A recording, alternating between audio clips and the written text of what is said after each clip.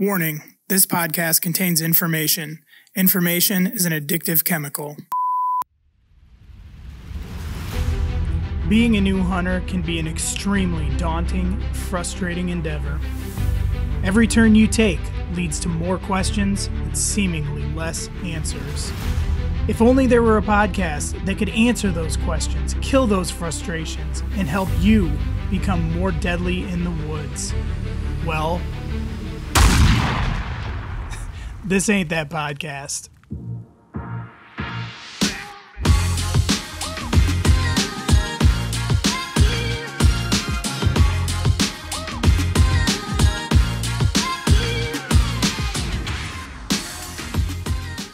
New Hunter Podcast. What's going on, guys? My name is Vince. I'm going to be your host, and welcome to NHP. I am a new adult onset hunter, and I am on a mission to learn absolutely everything I can about this thing that we call hunting. And as I learn these things, I just want to share that info with you guys so that collectively we can all become more deadly in the woods. So sometimes on this show, we're going to have experts. If I want to dive into a particular element of the hunting world, we'll get experts on who can talk to us about those things.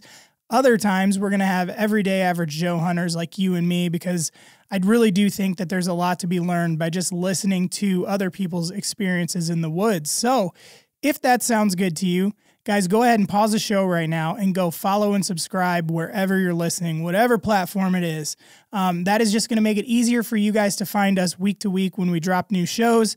You can keep an eye out for obviously New Hunter Podcasts as well as AFCO After Hours. So with that, this week we have Justin Synan on the show. So Justin is the host of the Runnin' and Gunnin' podcast. It's a really great podcast. If you guys have not listened to it, I really encourage you to go check it out. He's also a lone wolf guy, whitetail addictions guy. I had the opportunity to meet Justin the first time at Mobile Hunter Roadshow, put on by Lone Wolf this summer. He was one of the other saddle guys, and I kind of gravitated towards him because I'm also a saddle hunter. So I met him that way, and then I just kind of kept up with him on social media for a while, and he's helped me out a lot throughout this year.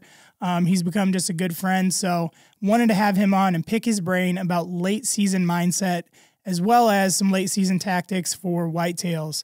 Now, me personally, I'm done. I'm in Iowa. Our season ended on the 10th. So I'm on to turkeys and predators, but for those of you who are still in the game, hopefully something from this can work out for you. If you're out of the game, put it in the bank, bring it out next year, re-listen to the episode, whatever it is. And I'm sure there's going to be something that can help you guys out.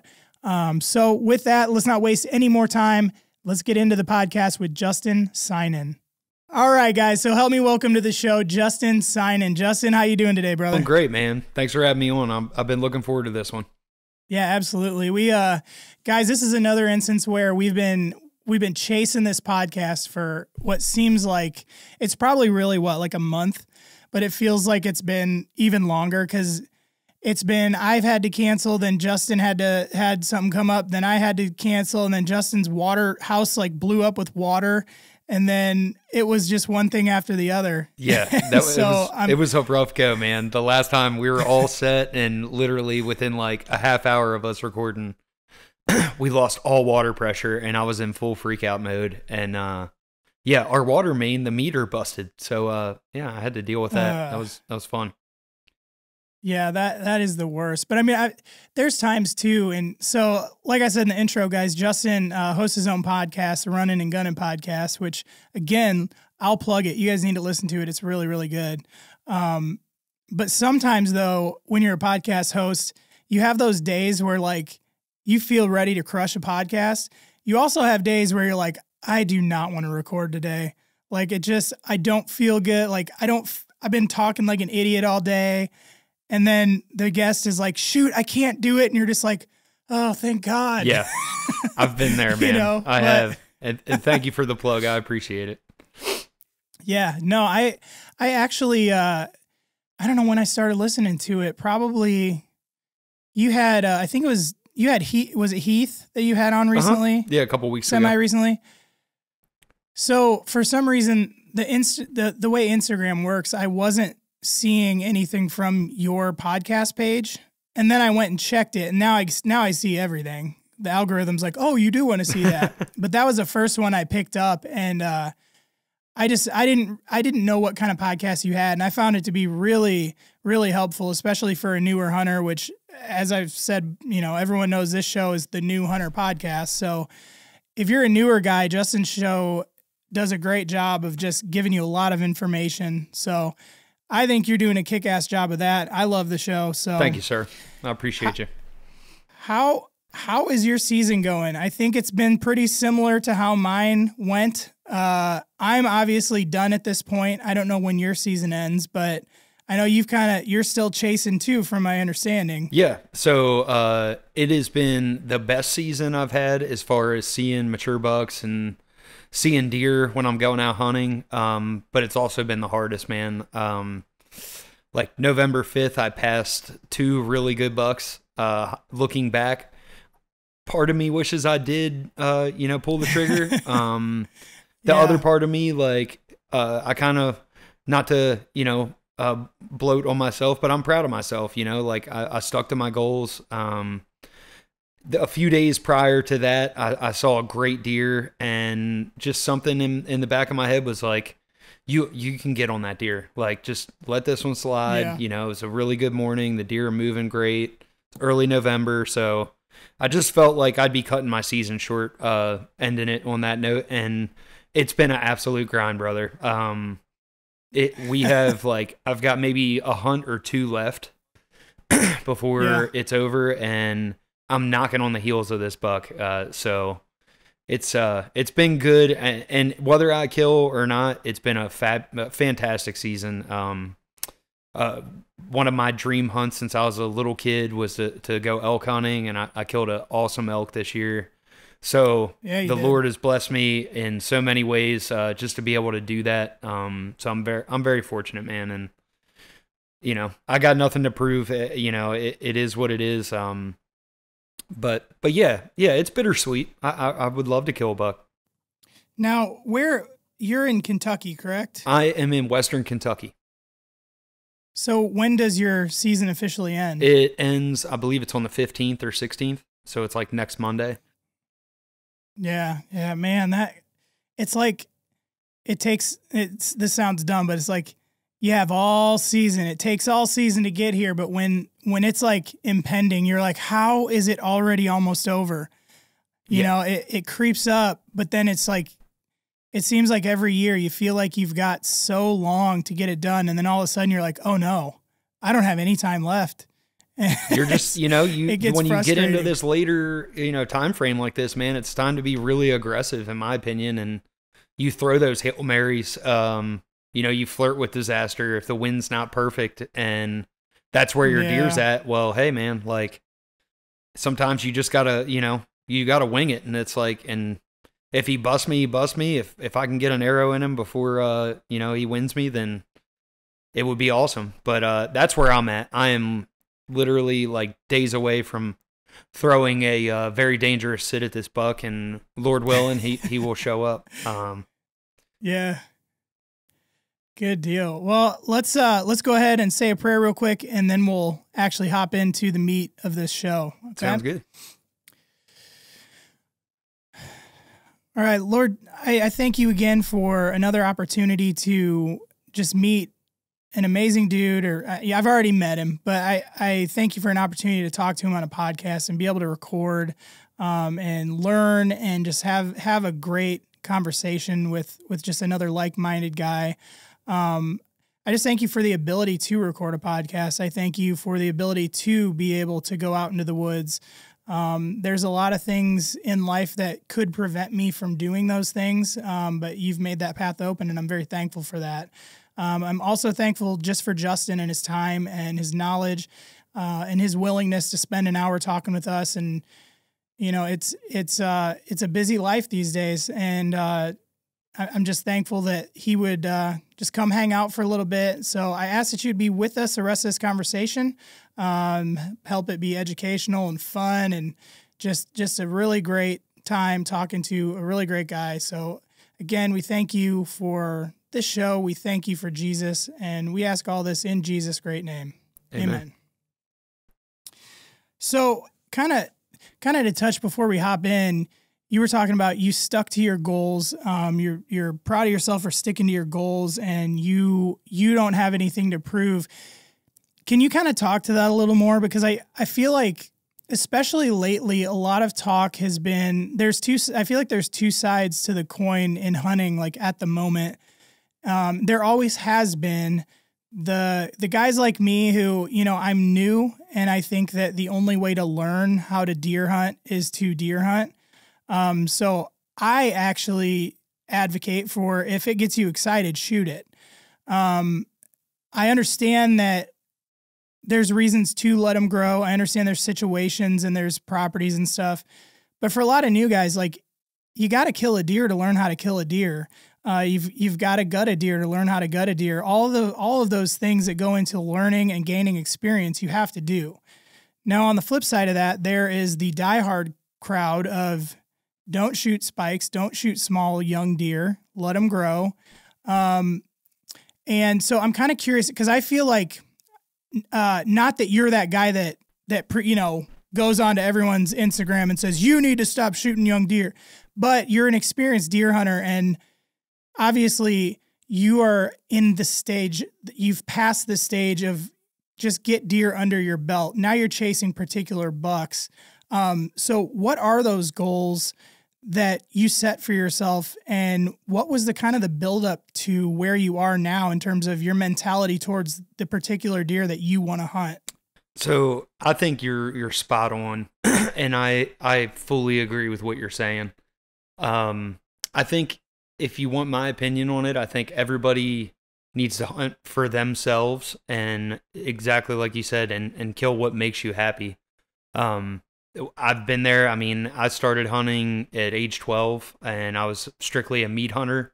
I shot a ton of deer. I shot whatever, man. Like, if anything, if it was brown, it was down, for a long, long time. And I got into, trying to target mature deer. And, we're talking about, I guess, like this phase that I got into about 12 to 13 years ago, where I switched to trying to target mature bucks.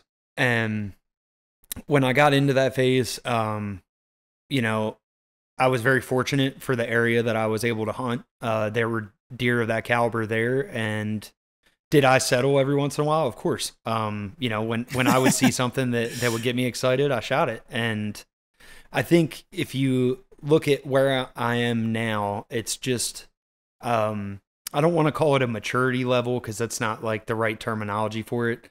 I think it's just where I'm at in my hunting and what I enjoy. And I think, I passed a mature buck that was probably, in the 130s, if I could guess, a fantastic deer. And to me, I would rather have somebody like yourself, or a younger person, or even an older person, take that animal and be a lot happier with it than I would have been at that time. For me, my goals, this year were to try to shoot something in the 150 range or above. I mean, I'm kind of at the point now where I'd really like to get into the Boone and Crockett caliber. But it's a very, very hard game, and it's a very mentally challenging game just to even find an animal of that caliber. And, sometimes it feels like it's mission impossible, man. So for me, I was fortunate enough to have a couple deer that were around the 150 caliber, and I had some encounters with those deer days prior to, when I passed that one this year, and I was totally okay with, letting that deer walk, and I got some phenomenal footage. I mean, a lot of guys talk about killing them with the camera, and that is what I did, man. And I mean, I lived in that moment, and I just really, really enjoyed it. Like, I had my bow ready. I had my camera ready. I almost came to full draw. And when I looked down on the buck, he just didn't have that wow factor that I was looking for. And, I think, and it might sound foreign to some of the guys that are, newer. And I think once you get to that point, or maybe some of you guys don't want to get to that point, and that's totally cool. It's just, for me, I really enjoyed just trying to chase down one particular animal, and that's really where I'm at now. I really enjoy that chase for the one, wherever it is, and I try to target the best buck that I can every year, and sometimes it happens, and sometimes it doesn't. If that kind of like answers most of your questions for that. Yeah, yeah. And when you were talking about like maturity level, I think you did get it right in terms of like, if you listen to like the Okayest Hunter, they've talked about how there's like essentially different maturity levels of a hunter. You have like your beginner, and then you move into like I don't remember how they lay it out, but you move into like, you know, you start killing more deer, and then you move into the phase of like passing, killing better deer. And then you move into like killing super mature. And then you move into some like, it's almost like a ride off into the sunset. You're an old guy and you just like being in the woods phase. But it's kind of interesting when you said like you look down at that buck and it just didn't have the wow factor. I got to thinking like it's funny because I'm certain that if I would have been in the tree, that deer would have like just exploded with wow factor. But to you, it just wasn't what it obviously you're like, that's just not it. And you passed it. And it's interesting because I'm finding myself, I'm kind of advancing into the next phase of a hunter without like completing the beginner intermediate phase. Like I'm in a lower deer density area. I hunt only public land. Maybe once or twice a year I get to hunt a piece of private for does, but otherwise I'm not in the best area for great deer. And it doesn't take much for me to have wow factor. However, this year I found, I've said before, I had a guy reach out to me, John, and he's like, hey man, have you ever hunted this piece of property? You should check it out. And I went there and I had an encounter with a giant. Really? And the moment, unfortunately, I was way too low. And I think he didn't spook, but he knew something wasn't right when he came at me on the trail. And I was like, no, don't turn around. And he turned around and walked off. But it's funny. Like I said, the wow factor of before that encounter, 110, I would have been like, holy crap. Right. The minute I saw that big deer, all of a sudden I didn't want that 110 anymore, but I've never shot a 110. Right. So it's like, I'm moving on prematurely, really, but I just find the psychology of that interesting, how at one point in time, a spike gets you excited and then you just have one encounter with a big mature buck. And all of a sudden it's like, everything's out the window. Everything I said about I'm not passing anything, I'm shooting whatever comes in front of me, all of a sudden that's gone. Yeah. And then here I am, I ended my season, eating tag soup again. You know what, man? And did you enjoy your season though? I did. Yeah. This year. Or did you learn? I mean, that's, to me, I try to, yeah. And like I think you just have to have the attitude where, and it's hard to swallow at first glance, but like, what did you take away from the season? Like, what did you learn? And there's nothing wrong with shooting a smaller buck, man. I mean, especially if you haven't, gotten to that point yet. I mean, I can totally understand the mentality of that. And I feel like for me, it just happened at a younger age in my life, like when my early 20s. I'm 34, by the way. So in my earlier 20s, I was in an area where I actually, I missed a couple Boone and Crockett bucks. And yeah, I had those encounters and I had that urge just like you felt, where you're like, I want that buck. Like, I want that. I just want one chance at a big buck. And it was just a snowball effect from there. I was very fortunate. The next year I shot a deer that was like in the upper 150s, just a beautiful 10-point. And for the area I was hunting, it was no different than killing a Boone and Crockett caliber deer. In Maryland, where I grew up at, it was a phenomenal buck, man. I mean, I don't think many people there in a lifetime would ever get a chance at a deer like that. And I maybe I was spoiled, maybe it was God's way of blessing me. It was definitely a blessing, but yeah, I mean, I think there's way too many new hunters that get on. There's just so much information being shared now, and it's almost like a toss up between people shaming big buck hunters and people shaming people for shooting spikes. And it's like, there's nothing good. Like in some stances, it's like, so what's good and what's bad, and what, and new hunters are getting confused with all this stigma of, guys puffing their chest out. Oh, I've killed 5 booners, or like, it doesn't matter, man. Like, are you having fun in the woods? Like, cause trying to kill mature deer is not easy, especially when you get started off, and it can completely steal the joy of hunting from you immediately and give you a bad taste. And that's not what we need. We need people that are passionate, that enjoy going out and are looking forward to, making their next sit or making their next move on a deer, whether it's a basket rack 8 or a giant. And, and we all just need to understand where we are on our phase of being a hunter. And I know you're a Christian, and it's like, where are you at on your phase of being a Christian? You could say the same kind of, the thing. We're all on our own journey. We're not doing this you need to not do it for anyone else than yourself. And at the end of the day, are you putting meat on the table? I mean, cause to me, that's the most important thing. Like, I'm a meat hunter at heart, and I always will be, but I still love chasing antlers, and. Yeah. Yeah, I had I'm kind of curious, just kind of off what you said. This is an off topic.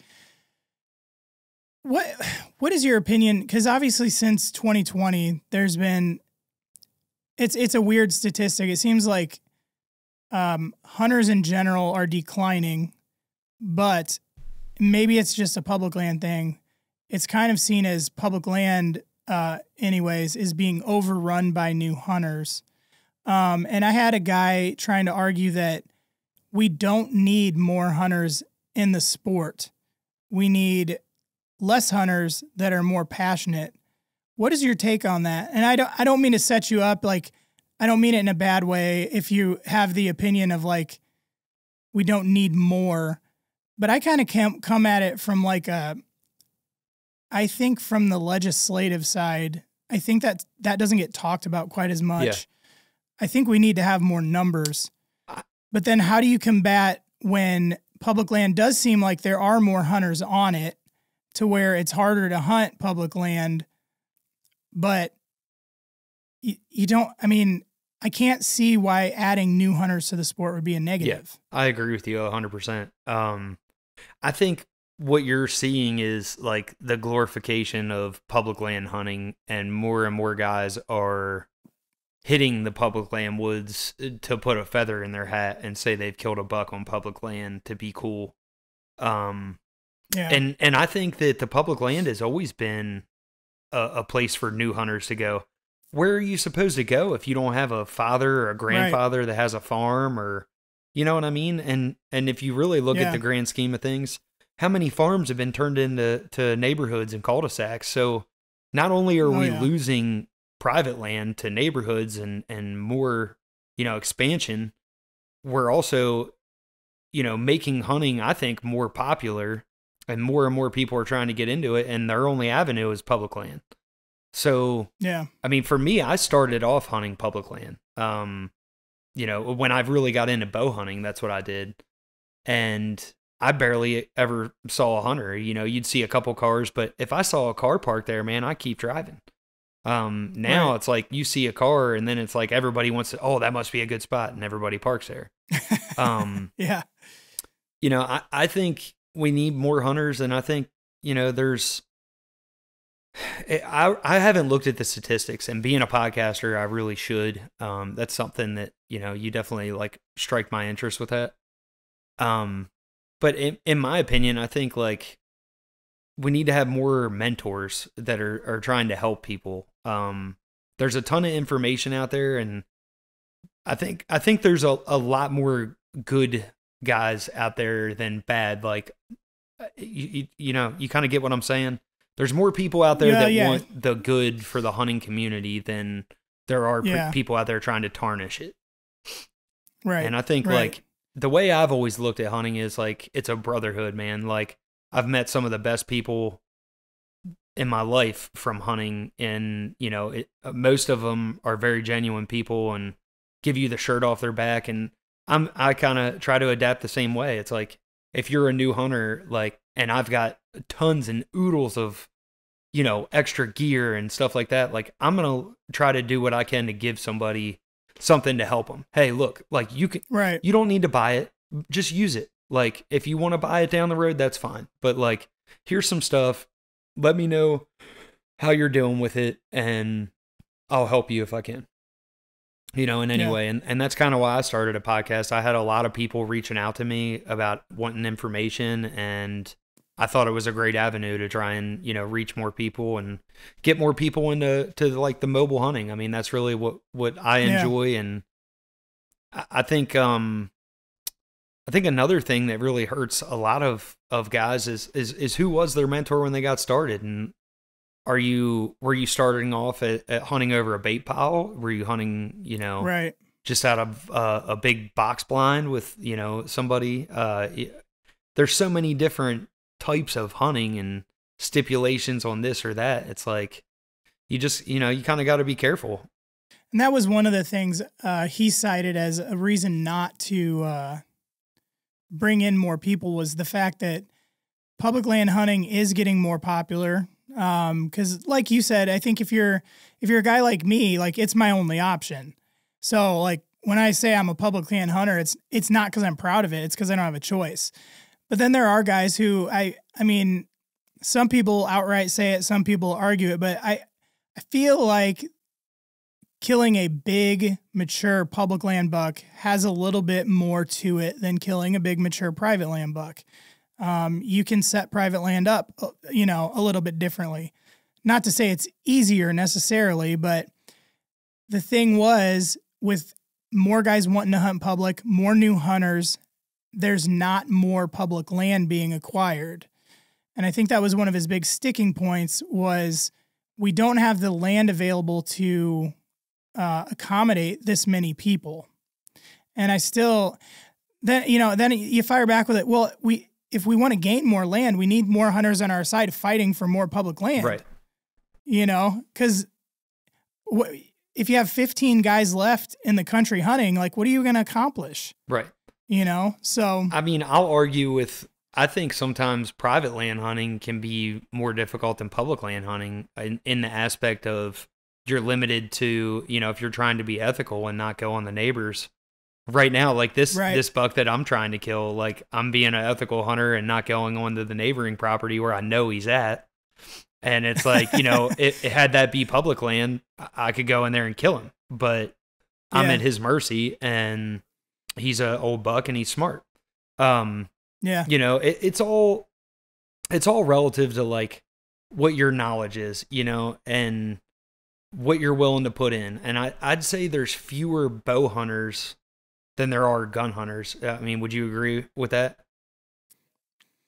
I don't know. I would say yes. It's hard for me because I haven't been in the sport long enough to really like see long-standing trends. Yeah. I mean, I just completed my fourth season. And it seems like bow hunting's pretty damn popular. However, that's my echo chamber. That's where I hang out. Yeah. I've chosen the last 3 years to not gun hunt just because I love bow hunting so much. Yeah, that's awesome. But yeah, Orange Army, man. I mean, they're out there, and yeah, I would tend to agree with you on that. And the reason I ask that's because, I mean, there's a ton of public that's just bow only. I've noticed the public land around my place. I mean, I have very rarely come across another bow hunter. And I make it a mission to try to kill one. If I find a buck on public that I'm really interested in, I'll go and dive deep to try and get him. But and that's where I got back to, like, sometimes I think public land can be easier because you have so much more land versus maybe only having a 100-acre farm. How many times can you hunt that without a deer knowing that you're hunting him? Right. Right. That's a good point. Okay, so how many thousands of acres of public land is around you, and how much private land do you have to hunt?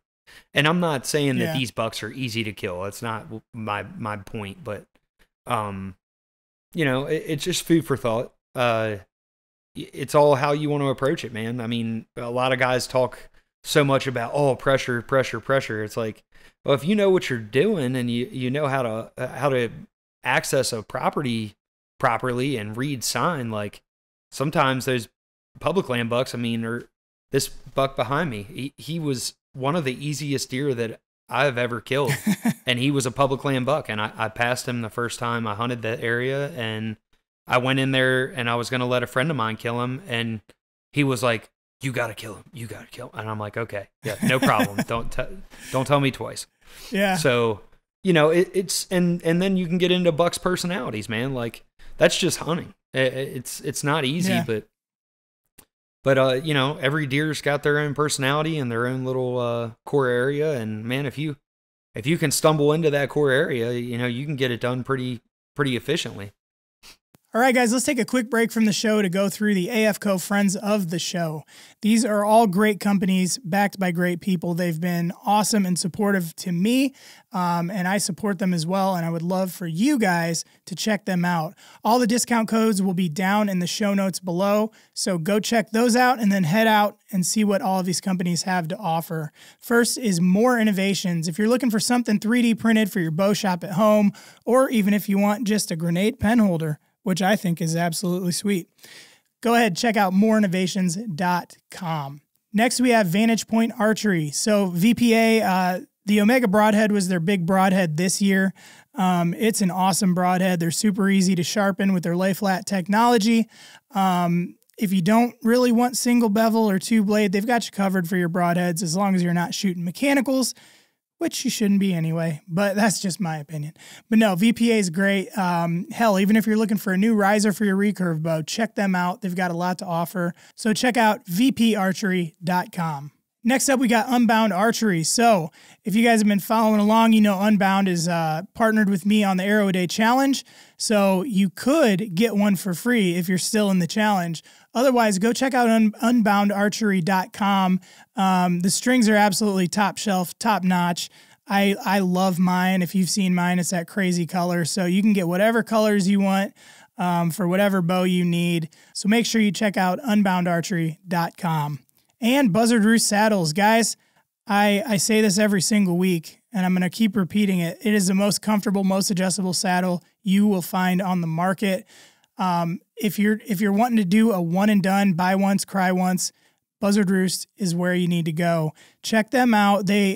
I've done all day sits in mine. I've done multiple sits in my Buzzard Roost. It's the most comfortable thing I've ever been in. I have been in other companies' saddles where I get hip pinch or it's riding my butt or whatever it may be. Buzzard Roost is totally adjustable, so you're always comfortable no matter how long you're in the woods. Check out buzzardroostsaddles.com. And last but not least, Adams Precision Archery. If you guys are looking for a custom arrow build, Adams is the place to go. You guys can get custom wraps, custom whatever veins you want, whatever colors you want. If you got an idea for a wrap, they will make it for you. You can have truly 100% customized arrows through Adams Precision Archery. They use all the top brands, all the top components. They're put together by dudes who know what they're doing. So when I got mine out of the box, I had to do very, very, very minimal tuning with them. And again, just a great company, great people. So check out adamsprecisionarchery.com. And make sure you're checking out antlerfeatherco.com. We got a ton of t-shirt and sweatshirt designs and stuff on there. I'm working on coming out with podcast-specific shirts. So if you guys want to support the podcast in that way, we would surely appreciate it. So check out antlerfeatherco.com. And that is it for Friends of the Show, guys. So thank you for listening. Let's hop back into the interview with Justin Synan. So to kind of bring it around to late season, we had kind of talked before about how do you keep yourself motivated when you get into the late season? For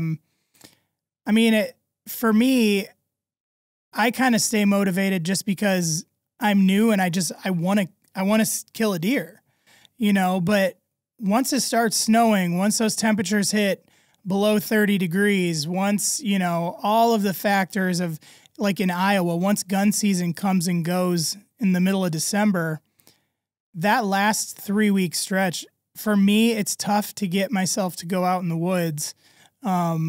Partially because I know I'm inexperienced and I know the game's kind of changes from everything I've read and learned. You know, that late season, their patterns are starting to change, people say. And so I kind of get discouraged because it feels like I got to start all the way over again. But what keeps you going deep into the season like this year where you're still chasing? It's a really tough question. I'll be very honest with you. I question what keeps me going a lot of times. And I try to maintain a positive attitude, but the realism is I don't all the time. You know, I would say the biggest key factor to really grinding out through a whole season all the way from beginning to finish is having confidence that you're going to kill. And when you don't have that confidence, it's extremely hard. Last year, I was fortunate to kill a great deer, like in December 11th or 12th. And I was in a low place, man. I'm like, I didn't have anything on camera. I didn't have any buck to go after whatsoever. And I really just hit the ground running, just trying to scout and move cameras and try to locate a buck. And I moved all my cameras to a doe bedding area.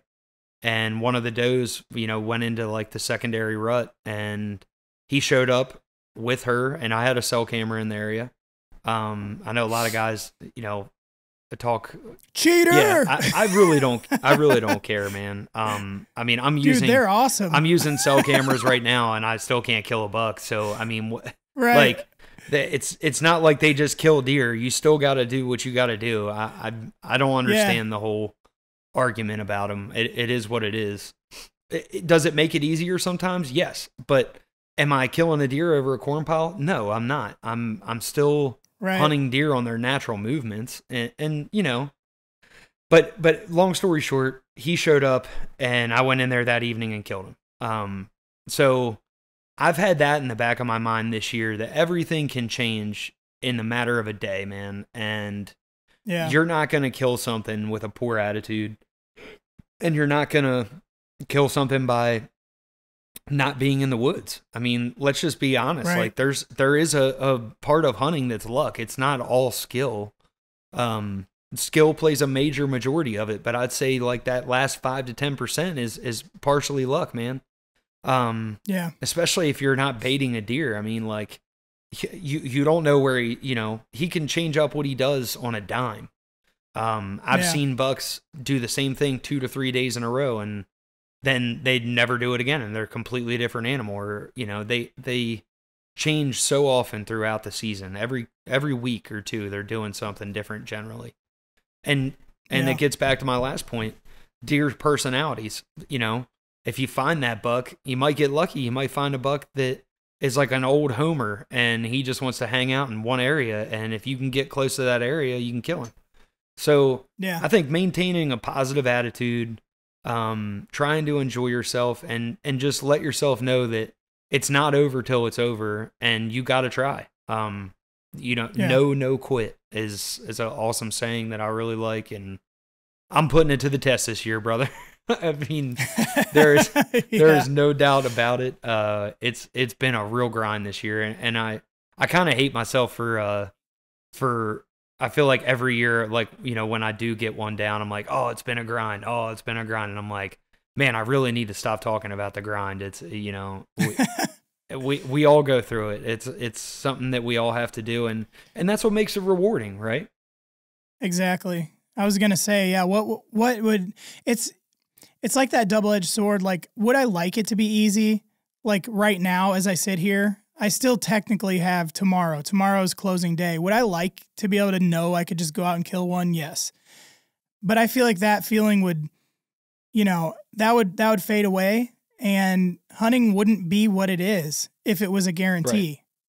Right. That's I think the biggest driving factor for most of us is just like, you just don't know. Yeah. You could play everything absolutely correct, and he just doesn't show up. I posted a reel. I'm a big motivational quote big quote guy, big, you know, I look outside of hunting for motivation, and a saying that you know, this guy CT Fletcher, I'm not sure if you know who he is. Oh heck yeah, I love CT. Yeah, so yeah, he cusses a lot. Still your motherfucking yeah, set. he cusses a lot, but man, what he said is, you know, if you try and you're doing your absolute best, and you give everything your absolute best, you know, is there failure in that? No. Like there's pride in that, man. Like if you did everything you can and you tried your very best, that's all you can do, man. And like you just need to be okay with, you know, you have to look at your season and your success in a nutshell of what did you learn? What did you gain? Where are you going? Are you adjusting your goals? You know, if you've always done what you've, you know, if you always do what you've always done, you'll always be where you've always been. And yeah, I think it's gold, man. I've always tried to assess my hunting season every year and learn, and it's a never ending thing. Like, I don't care. I've talked to tons of very good hunters that I respect a ton. And guess what? They will always bend an ear and listen to what you have to say about anything, because they're all learning too, you know? Yeah. So I think a lot of guys just need to realize that. And it's like, there's too many guys that want that fast success. Oh, I want it. Oh, I've been working hard. It's like, yeah, man, you have been working hard. Keep doing what you're doing. It's, you know, this is not a sprint. It's a marathon, you know? Yeah. Well, I think so many guys, we get frustrated when you get on Instagram. Like for me, October 1st, you know, is opening day, and, you know, some places open in September, and it's like immediately once season's open, it's boom, deer, deer, deer, deer, deer. And for some reason, we aren't able to separate the fact that you are looking at the entire country. Oh yeah. At one time. And you think, gosh, man, everybody's killing deer. Why am I not? It's October 3rd. Why am I not killing yet? And it's like, you are looking at the entire, like if you were to take a percentage of total hunters and then amount of deer you see on Instagram, like it's a small amount. It's not as big as you think it is. And I think we let it get into our brains and just destroy us so early on. You're absolutely right, dude. And I say the same thing all the time, every year almost. And it's like, oh yeah, when is it going to be my turn? I couldn't tell you. Right. I guarantee you I've posted probably close to 100 congratulations to friends or, you know, to other guys. And I've even had some of my buddies reach out like, when are you going to post a buck? And I'm like, yeah, right. whenever the time is right, man. And, you know, look back 10 years ago. What did you know about? You knew about your dad's friends or your close friends and maybe your neighbor. And that was it, right? Unless you went to like, you know, your local pro shop and you seen a guy, you know, some of the pictures that they would put up, you know, pin up on the wall. And, you know, I part of me wishes we could get back to that, but I know that that's like a false, you know, it's just not reality. And I think people, a lot of guys listening to this, like, you just need to understand, man, like it isn't reality. You're seeing a glimpse of, you know, some effort of a whole season. I mean, I know I dedicate a ton of time in the off season, the summer, all through season. If, you know, and my parents don't even get it. My mom's like, oh, well, you know, but you get a good buck every year, or, you know. Yeah, but you don't understand the amount of effort that I've put in this entire season. Batteries, miles, gas, miles on my feet. I mean, like, nobody's there to see all this. And it's like, yeah, and I don't want to record it all either, because, you know, we just give little glimpses, and then you see someone shoot a giant, and it's like, you don't know what that guy's got. You don't know if his family has 1,000 acres. I'll tell you what, I bet you if you had 1,000 acres in your family, you go kill a good buck. You know, like we don't know everything. And it's like, everybody's at a different skill level, man. Like just hunt for yourself. That's one of my biggest takeaways from the past couple years, and being, you know, in the outdoor space and being around guys. And I mean, I film for Whitetail Addictions. do you know how deflating it is when your whole team has killed giants and you haven't? You know, right. It's like, but I don't care. I really don't. You know, it is what it is. There isn't one of those guys on that team that is up there in their age that has not had a year where they didn't kill a buck. And they'll all tell you that. That's like, I don't care who you are, man. It happens. When you want to step your bar up and kill something other than a basket rack and you're at that skill level, like it's bound to happen. There's good years and bad years. Yeah, I think it's the equivalent of like, you hear the epidemic of like young girls and social media and filters and body shaming, and all these girls they see all these other beautiful girls out there and everyone's highlight reel and everyone's got money and blah, blah, and it's destroying our youth girls. Mm-hmm. I mean, that's the same principle. We talk about it all the time, but like it's the same thing for hunters. It is. You know, it's really interesting. And we just can't, it's like, we all know that. We all know that, you know, you're not seeing the whole story. Right. You're seeing a fraction of guys who, you know, if hunting is 25% luck, you know, through early October, maybe those are the luck guys getting their, you know, early shots in. Yeah. Well, here's another thing that nobody talks about, and I wish more people would talk about it, but how much time do you get to spend in the woods? If you're a father and a husband and you work, you know, Monday to Friday, realistically, how many days can you make it in the woods? I've kind of, you know, revolved my life in a sense to hunting. I've adjusted my career. I've moved, you know, 10 hours from where I grew up in pursuit of bigger deer. What are you willing to do? You know, like, prime example, I don't know how many days I've spent in the woods, Vince. But it's a lot, dude. It's a whole lot. Yeah. Some guys it might take somebody 3 years to hunt as much as I did this year. And I still haven't, you know, and I haven't killed. And it is what it is. I mean, there's a lot of that, man. There's a lot of that never gets talked about, and it's the absolute truth. Yeah. Yeah, and I mean, that hits home with me. I was talking to my wife about, you know, probably middle of December until now, I haven't had as much opportunity, it was actually daylight savings, just due to my work schedule. Through October and, you know, through daylight, so early November, I could still get in the woods after work. If I went in and I got off at 2:30, I could shoot to a piece of public and at least hunt the last 2 hours of light. And then, man, when daylight savings time hit, and then I knew gun season wasn't that far off, I was like, that basically, you know, I'm now a weekend warrior.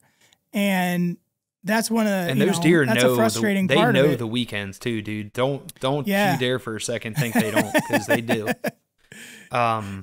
Especially on public. I will be the first to tell you that. From knowledge I've had in the woods, it's like it's a totally different block of timber when you can make it in there on a Monday or Tuesday, and you know nobody's been in there. Yeah, and that brings around to. You know, we were kind of joking around about cell cams, and prior to this year, I'm pretty much of the mind of, if it's legal where you're at, go ahead and do it. You know, I might not do it, but if you can legally use something, go ahead and do it. I don't have a problem with that. And I've always, because I only hunt public, I've never wanted to do trail cams. And part of it was because I just liked the idea of the mystery. I don't know what's there. I want to look for a sign and see what shows up. And the other side of it is I didn't want to get my stuff stolen. But this year, when I started hunting a piece that was an hour away, you know, I work all the time. I have a family. I have young kids. I got cell cams. And that immediately changed my mind on like whether or not you can look at it as cheating. And it's like, it's not. Like you were saying, like, a cell cam does not kill a deer for you. You're not really, you know, you're finding sign, you're putting up a camera to try to see what what's coming through there. And I found it extremely beneficial for me as a father. Yeah, it gives you a little bit of an edge. What it also does is it allows you to see up to date if you're trying to kill something that's, a decent buck and then there's a mega giant buck. What would you rather, to me, that's really the premise of me running cell cams. It's like, I've got several properties. I don't have time to go check cameras all the time. I just don't. I don't. If you look at what your monthly bill is, like, heck, I could burn that up in gas very easily. Absolutely. Running from place to place. So I don't let that bother me. I think people just want something to complain about, no matter what it is. I mean, I'm guilty of complaining about people baiting and stuff like that, but I don't. I honestly, I would never say anything to anybody about baiting. Like, it's legal here, and hey, man, like, if you only have the weekend to hunt and you've got a farm, and like, then by all means, like, everybody else is doing it. It's just that's where I get back to hunting for yourself, and it's just to me, I'm like you. And I really do enjoy that aspect of going in and hunting a set of woods and not knowing and having that mystery. It's awesome. But I think there's just too many opinions. And I posted a thing like less bitching, more hunting. And I think I like it because it's the truth. There's too many people out here whining about this or that, and it's not important. Right. Yeah, you're absolutely right. So I guess along the lines of trail cams, because I do think like a lot of people use them. I don't know if more people do than don't, but a lot of people utilize that technology and in one way or another. So when you do get later in the season, how do you adjust your cameras or do you adjust them to kind of follow along as you're getting into December, you're getting into January? Do you shift cameras, or what are some other things if you're scouting or whatever that you're looking for specifically late season to keep up with whatever buck you've been chasing? Late season. So this year, I've really, really tried to step my game up, in making mock scrapes. And that was phenomenal, man. All from October to early December, I kept my cameras where they were on the scrapes, and deer were hitting them, bucks were hitting them, does, everything. And it was great. When I transfer my cameras in late season, I mainly focus on primary trails that are coming out of bedding areas. And if you can identify a good bedding area, and it's got a good population of deer, it's not terribly difficult to figure out what's a good trail coming out of it or a good transition. And I would try to put something, another scrape or whatever. They'll still hit the scrapes, but I think a lot of people get thrown off because they tend to lick the branch more than they are pawing at the dirt. And I really have tried to go out of my way to put the branch so it literally, like, the deer almost, it smacks them in the face. Like that buck cannot walk by there and not just like, okay, I'm gonna touch it. And that was my main focus.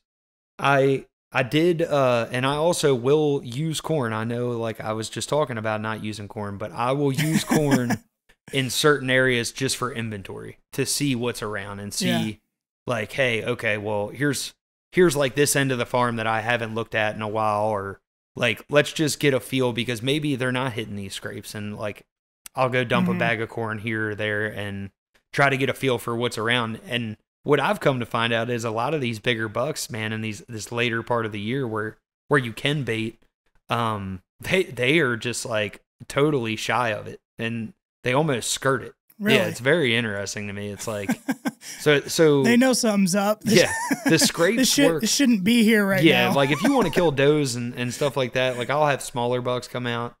But it seems to me like, man, specific deer, when they hit that like 5-year-old mark or better, they're either all about the corn or they are completely against it, and it doesn't seem to be any mix in between. Yeah. So we're coming up on a little over 50 minutes now. So I don't want to keep you for much more. I want to know, to close it out, what is your best piece of advice for a new hunter? I think a lot of new hunters, for me and my experience, I want more of you guys to focus on woodsmanship than anything. Try to find somebody that might be a good hunter or somebody that you respect, and either listen to podcasts that they're putting out, or, you know, try to figure out what they're doing to figure out natural movements of deer. If you can learn how to be a better woodsman, I can promise you it's just a matter of time before you will knock down a good buck or something that you're proud of. Mm-hmm. It's a lost art. I think more and more people, like I was on another podcast recently, and the guy asked me my favorite tool to take in the woods, and I was like, there is no tool that I'll always take in the woods, man. Like your brain, you know. Mm-hmm. You need to hone and sharpen your brain and what you're looking for in the woods, and have an open mind. Like don't make it out to be so difficult. You know, a lot of times, I think we overthink it, and I'm guilty of that myself. It's taken time for me to realize, but I know when I was a newer hunter, man, I was constantly getting on good deer just out of, you know, hey, well, I'm going to go set up over here, and don't be afraid to bounce around. I think being mobile is very important. Try not to keep hunting the same places. You know, even if you get winded, like, it's okay. Like, don't make it the end of the world. It's okay. We all get blown at. When you're hunting, you know, when you're hunting mobile, like a mobile style, you don't know where the deer are going to come from. Just like for you, Vince. I mean, I'm sure there's several times where you're like, oh, I made a mistake here. And that is where you're going to grow as a hunter, by making mistakes and failures. I have very rarely learned from any of my successes. I've been very fortunate to kill multiple, you know, Pope and young deer. And I learned so much more from my failures because they just get under my skin and piss me off. And I say, like, you know, I'm not doing that again. And I think like we all need to, you know, it's okay to make mistakes. It's okay to go bump deer. It's okay to walk through the woods and cover ground and scare a deer. Figure that out. When you walk through the woods and you scare a big buck or a little buck, whatever interests you, anything, go and find where he was laying at. Go and find it. It's not that hard. You'll find all the leaves matted down.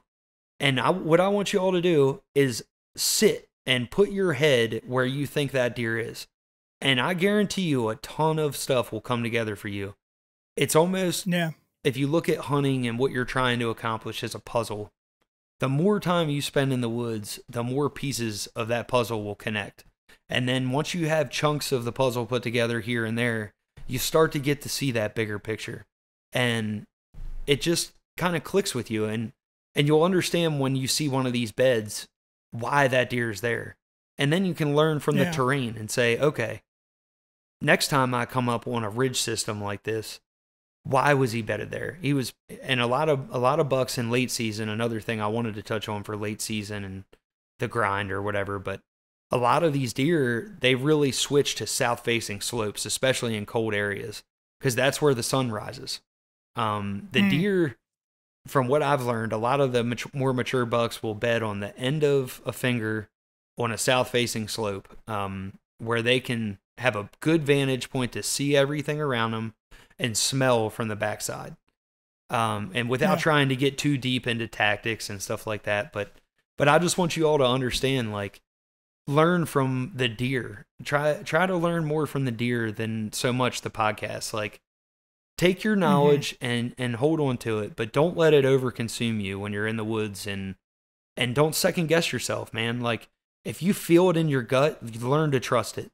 And guess what? If something doesn't go right, well, tell yourself, like, all right, well, that didn't work last time, but you know, there might be a circumstance where it will work, you know, the next time. Like, there's so many variables in hunting, man. And it's like, I just want you guys to have fun, learn, respect the animals that you're hunting, and just enjoy yourselves, man. We're so fortunate to spend time, in Mother Nature, and get to see these sunrises and sunsets and God's creation. And there's nothing I'd rather do. I love hunting, and it's really beat me up this year. But I mean, both you and me, Vince, we've definitely it's a love-hate. We look like we came out of a UFC fight, if you want to look through the skin. But yeah, man, I mean, and that's what makes you a hunter, man. Those tough years you'll look back on and you'll be like, you know what, that really set me up, man. I mean, my best season as a bow hunter when I was younger, and I've really dived into this stuff. I never had a mentor or anything, and I learned, and I had failures with archery. And it was at that time where I realized, you know what, Justin, like you're good at getting on deer, but you're a terrible shot. So learn to analyze yourself. What are you good at? What are you bad at? And focus down on your weaknesses and try to improve them in the off season. And every year get better, and that's what's going to make you be a successful hunter. Absolutely. I think that's a great way to end it. And just remember, guys, it's late season. And like you said earlier, the one thing that rings in my mind whenever I walk out there is, I've had this conversation with Miles Dykeman too. Hope to have him on here. It can all change in 30 seconds. 30 seconds can take your worst, your wieners has been beaten into the dirt all season long. 30 seconds changes it. It does. And to what you said, like, you just got to be out there. Yep. You gotta stay positive, and keep after it. Whatever you think in the moment as a new hunter, just do the opposite, and it'll probably work out. That's my experience. but no, man. Thanks for hanging out for an hour. It's a great conversation. Oh, it's been a blast, man. Thank you for having me on. Yeah.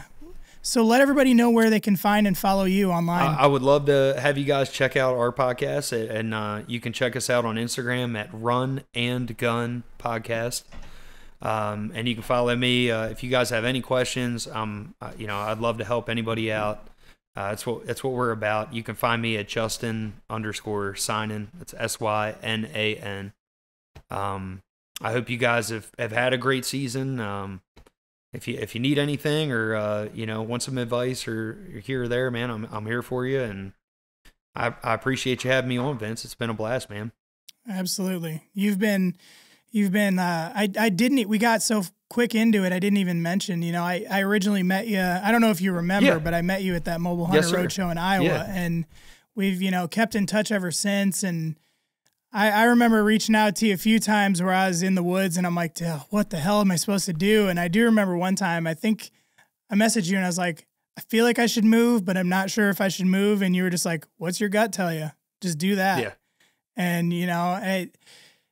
guys, you've been a great guy to me, and I'm just thankful that you'd come on here and share your knowledge, and it's just awesome to get to talk to you. Yes, sir. I appreciate your time. I feel like the hour went by in like no time, man. It's been a great conversation with you.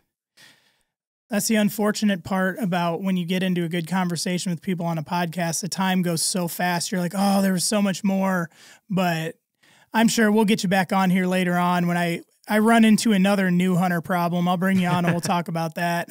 I'd enjoy it, man. I'd love to come back on with you. Awesome. Well, thanks, man. Guys, make sure you're following him, and seriously, do listen to his podcast. Look it up, listen to it. Whatever you guys learn on this podcast, you're going to learn even more on his, because he actually knows what he's talking about. So check him out. Make sure you're also following us on Instagram, Facebook, and YouTube. It's all at Antler Feather Co. on all of those platforms. As always, I appreciate every single one of you guys that listens and gives me an hour of your time. I know time's valuable, so it means a lot to me that you guys would tune into this show. So if you guys did learn something that you can put in your toolbox and take into the woods with you, go ahead, follow this show. And for Justin and Vince, this is New Hunter Podcast.